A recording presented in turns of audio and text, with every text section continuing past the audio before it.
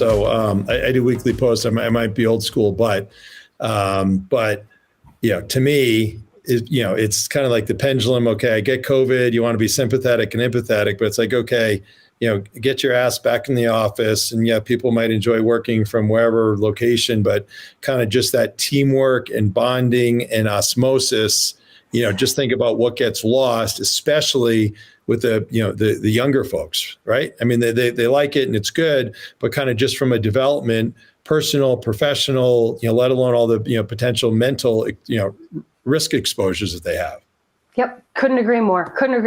And you even highlight, it also matters where someone is on their career trajectory as well, not only type of work and things like that. Yeah. Absolutely. Yeah. But that even as a lead, so you can make the argument for the early in career, you're not allowed to say ages anymore. So the early in career folks, but then, those even as a senior leader, I mean, in jobs that I had, the ability to kind of, the thing was, management by walking around, but kind of be able to walk around and engage in the water cooler and just know and get a pulse for what's going on. I mean, these days, either, if you're a sales leader, fortunately enough, you can, be out on the road, hopefully, but then the other executive functions, okay, it's just these Zooms and maybe kind of a Zoom, beverage hour or something like that, but it's still kind of not the same, for kind of really getting through. So in today's hybrid environment, as you're putting together the strategy, and again, I may be the weird guy, but to me, the best ideas always would come up, from the individual contributor kind of on up. So how do you make sure as the executive suite is, in the glass bubble, how do you make sure they actually have perspectives and fresh ideas for what they're trying to consider for their strategy? Absolutely. And that all those people who are bubbling up those ideas have the forums and the opportunities to see and generate those ideas that come from personal interaction or interaction with customers or whatever it might be. Yeah. So how do you do it in this wacky hybrid world? Yeah, I mean, I really think it's just understanding, like, you can't make a blanket plan for everybody. It's a targeted, like, lay out the, capabilities or functions of the organization, understand the different type of work and workers we have in them, and then, crafting different plans around that to understand what flexibility we need. It just, because to me, it looks different from, certain days per week in the office, or you even have, what if you're fully remote or not, but you have this Slack going all day when you're trying to do work. So it's like all these things need to be sort of revisited a little bit. Yeah. Crazy. So Rick, thanks. Rick says, we don't want Gronk. It'll be interesting to see if he and Brady and Edelman now they end up in Vegas or not. But so now we have from John Erickson. So Erickson, that's a very Norwegian name, right? It is indeed. Right. Right off the what was the original? Was it Leif Erikson or whatever his name is, right? Yeah, exactly. the original was that the original Viking or whatever Viking leader? John can jump in here. There you go. All right, John. All right. So John asks, how do you see organizations bringing this to the doers? That is, those who are doing the nuts and bolts of business architecture and bringing your notion of strategy to reality, a true reality for their organization. This is a big change management. Swedish, John says. Yeah. That's Swedish. Okay. Sorry. Indeed. Swedish, yeah. I'm in Colorado. Thanks, John. John, this is a very good and a very important change management question, right? So how do you bring a new discipline, a new idea to an organization? That's a new function. That's really the magnitude of what we're talking about here. So to bring it to the doers, right? So there's two sides of this. One, there's the doers, the people who will create the business architecture and play a unique and often missing role to inform and translate strategy, right? There's an actual new role around that. It's business architect. It's been in place for a while, but more emerging. But then there's also, how do you actually change the rest of the organization to be able to do cohesive end-to-end strategy execution where you have accountability and you, as we were saying earlier, right, you actually look at it as a muscle and you actually know how the teams work together and fit together. A lot of organizations don't do that. That is a bigger vision for strategy execution, and people will need to use the business architecture across that whole chain. So perfect world, this honestly starts as a C-suite, or, we see it, like I said earlier, strategy or transformation. It might be incubated, but it needs to become an idea that is, drip by drip, infused into the mindset of how we think, how we make decisions around capabilities, and how we embed it into the processes from strategy to execution. So, John, I know that's sort of a generic answer to your very important question, but it's just really eating this elephant bit by bit and being very strategic about it and knowing that we have a new vision for how we want to do strategy execution in our organization. Yeah, and the trying to equate it maybe over to the sales world, but different examples where maybe you want to go after an SMB market, maybe you want to go after a healthcare vertical market. So, a sales rep can say, "Hey, let's just go sell to them," but in fact, you have so many other pieces. You need skill sets, you need competencies, you have to have industry expertise around that. You have to take a look at the TAM and say, "Okay, how competitive is it? Okay, the first year we're gonna, we think we can, sell. I'll make it up, $10 million. Okay, so we sell $10 million, kind of what's our OpEx? What do we need for the different feet on the street, externally that are doing the sales and the pre-sales and the post-sales and the marketing, and then kind of internally, are there additional skill sets and trainings and things like that we need to do?" So it's kind of a practical idea that, not just as a company, how they look at things, but obviously different business units and groups, as you're trying to spin up something, ultimately it all flows through kind of from a P&L. So it's great that you put together these initiatives, but I'm sure ultimately it ends in some specific metrics saying, okay, here's where we're at. Now, by doing this, if I'm the CFO, okay, Whynde, we just came in, we just spent millions of dollars or whatever it is on you. And now what do all I care about is, okay, all the, I don't call it mumbo jumbo, but all the stuff you came up with, kind of show me the money with kind of our revenue and our margin, and then what's our profitability going to be. Indeed. And, because the key link here is this what we said we were going to do? Is this what we did? And actually being able to thread that together, have the data in a repository and hold people accountable. That is absolutely the idea, because we can't, especially if it's a big idea, it loses traction after a while and we kind of forget sometimes, right? Yeah. And then we'll speak to that. So big idea, assume you need to have a kind of senior executive as a sponsor. And then with these different big ideas or initiatives, you have that senior executive who's accountable, responsible. They'll have a cross-functional group kind of high and low in the org, but that person kind of is the one throat to choke, correct? Indeed. Yep. And with clear direction, people can actually be more autonomous, right, in what they're doing, how they're executing. Yep. Absolutely. Yeah. Absolutely. So as a lead-in, Tucker, to Daryl's question, I'll pull up. So talking about specific metrics. So this you have what's the strategy, the goal, the objective, the metric, the course of action, value stream impacts, capability impact, initiative, but kind of really, paring that down to whatever it is a high, okay, I'll make it up. Okay, we want to go after the healthcare market, random example I just said. And then, okay, what are the specific metrics that we want to do around there?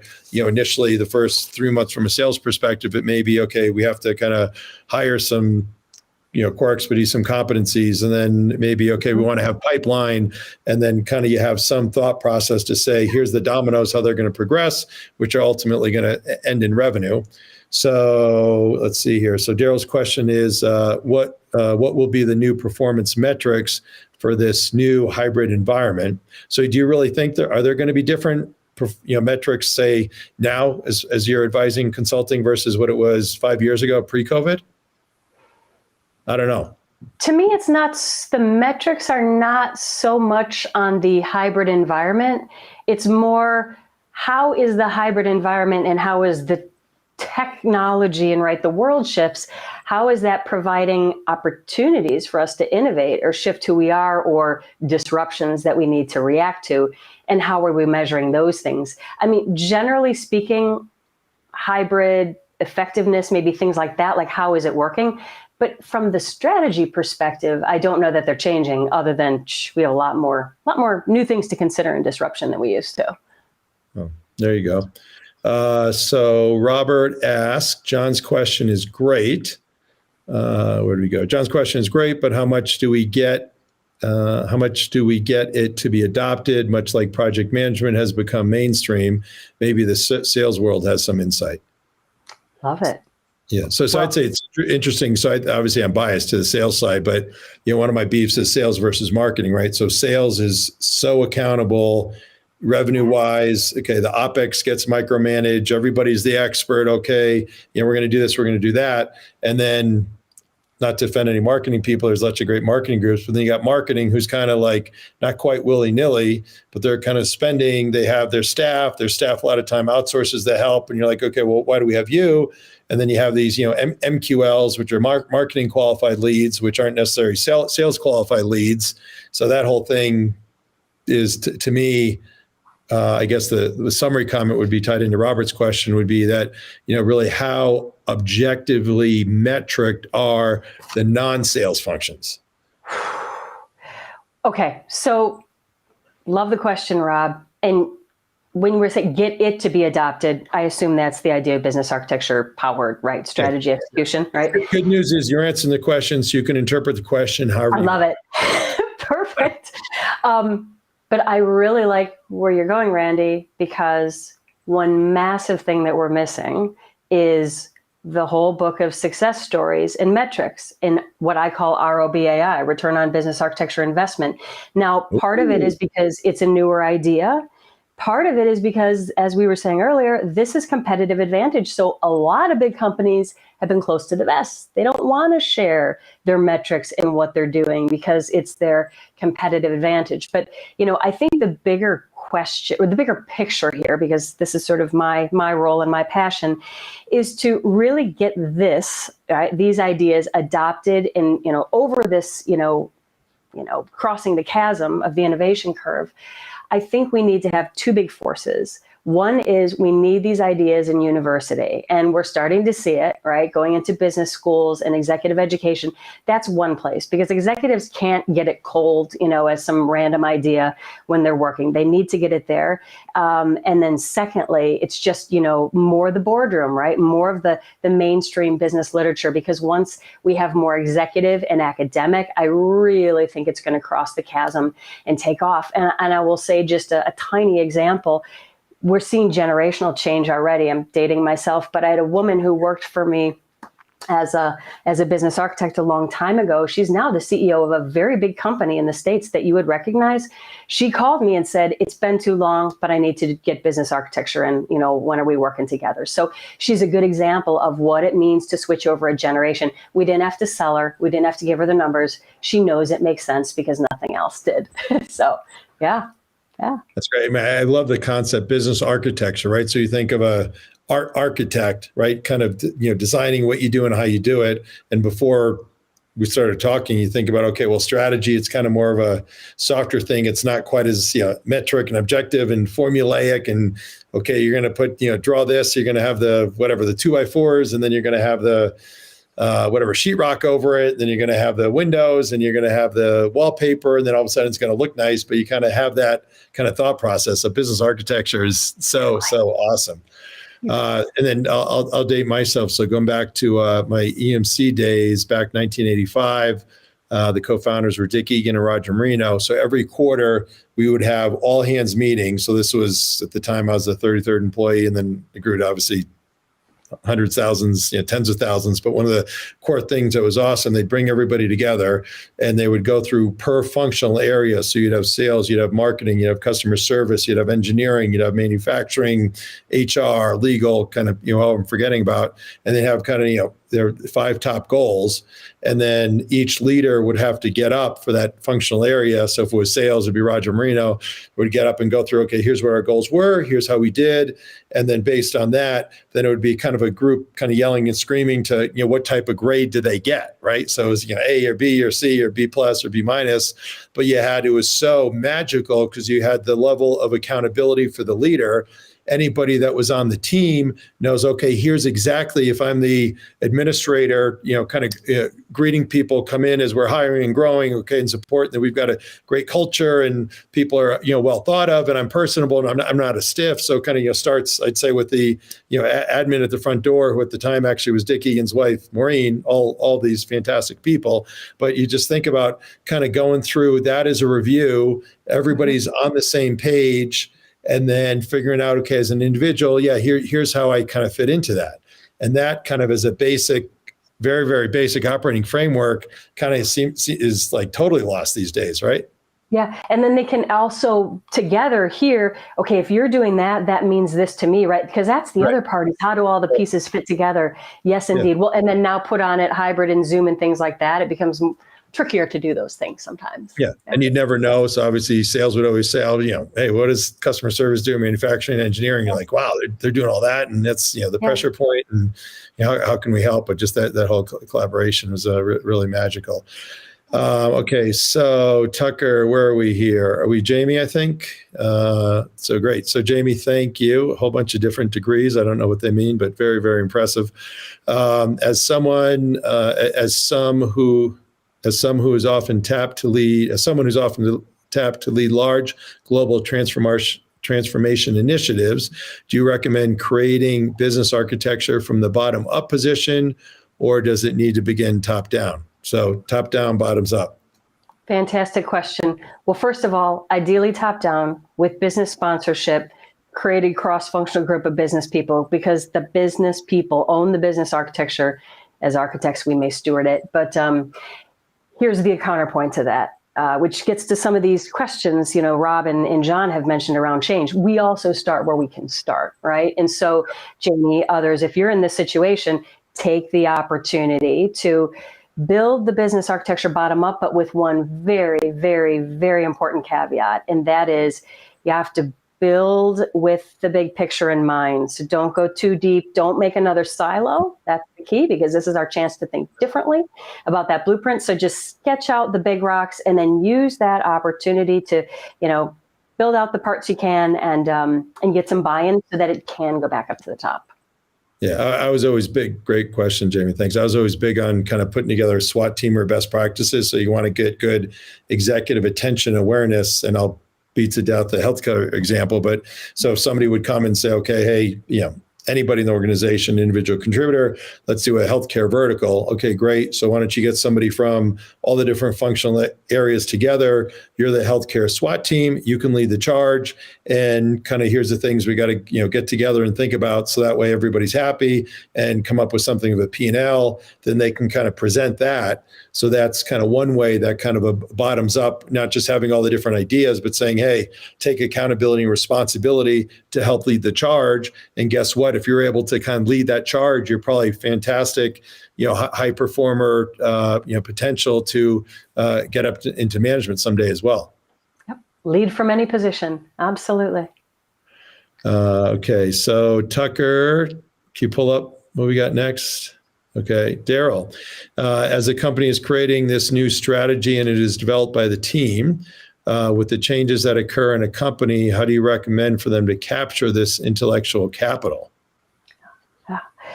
So both strategy and blueprint, that will shift as appropriate, right? Based on that strategy.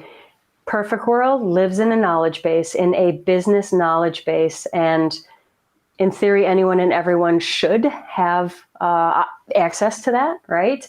To be able to use it. But that's a fantastic question, Darrell. It should be captured in a business knowledge base that we use. The key is, putting some principles around that so we can stay organized, and making it at a high enough level so that you don't have to jump into all the details, but you have a way to sort of navigate through capabilities and value streams, right? The higher level focal points before you get to all the details. But that is exactly what we need to do. Yeah. Yeah. So I remember, the old days, joke used to be, you can leave your strategic plan on a plain seat. It's really obviously there's a lot that has to get done to do that, but really the trick is in the execution. And do you have the right muscle memory and the right organization and the right culture to actually execute on that plan? So that's kind of another perspective, right? That's right. 100%. 100%. Yeah. And then just going back, talking about some of the hybrid work things. So this coming, I do a weekly column in LinkedIn. I might be old school, and the 4-day work week is kind of a topic. So I've had, some people kind of debating that. For me, I don't want to be insensitive, but I think that's a complete joke. So do you have any point of view? And it's totally fine if you disagree. And which part was that? It's a 4-day work week, as opposed to kind of what we have now, which is, I'd argue, is 5 to 7. Well, I might be a bad one to ask, as those who know me in the audience might say. I'll say it this way. I think it's possible for some jobs. I don't think it's possible for all jobs. And I also think individuals can and should have their own preferences. For example, I don't want a 4-day work week. I want the ability to work where I want to work, be passionate and dive into that, and then go climb a mountain for a month, right? And go off the grid. So I don't think it's realistic for everybody, certainly, because there's also the really big thing that comes to my mind is, what about the customers? First of all, what do we need to do to cover the customers and serve them when and how they need? And if we can, orchestrate our 4-day work weeks around that, great, but I just don't think that's always possible. So I think it takes more creative than across the board solution. And I know there's all sorts of studies and things happening on it. And then second, I also think it's important not to, just like we did with the 5-day work week, don't shoehorn individuals into, a one size fits all. So I have to say, I'm very much with you on the 4-day work week for my own reasons. Yep. That's right. And let's see here. We have a LinkedIn user, which Tucker says, I think is Dave Knorr. So another fantastic strategy executive coach, consultant, et cetera, says, Whynde, great to see you on TSI with Randy. What are the top 3 business relationship challenges you've observed in bridging strategy formulation to execution? Love it. And great to hear from you, Nor. Big fan.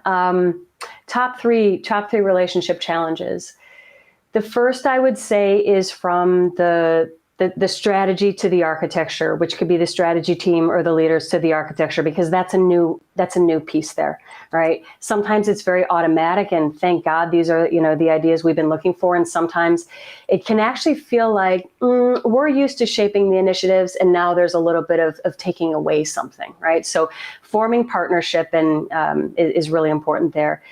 I think the second one, there can be relationship challenges around certain other design disciplines. And it's not a matter of, there actually oftentimes is no challenge there, but it's a matter of, hey, this business architecture stuff, or what we're talking about with strategy, formulation, execution, this sounds like what we do in whether it's process or a business analyst role. So it's just, again, needing to have the conversations about, here's how we can work together for the bigger picture. Here's the value that we can bring to you, the new value. And by the way, we're not trying to take your job.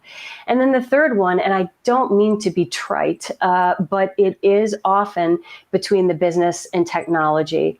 And so just trying to truly bridge that and bringing technology into the strategic conversations and being able to better, communicate within the business language and context and priority. So those are the 3. If I had to pick, I would do.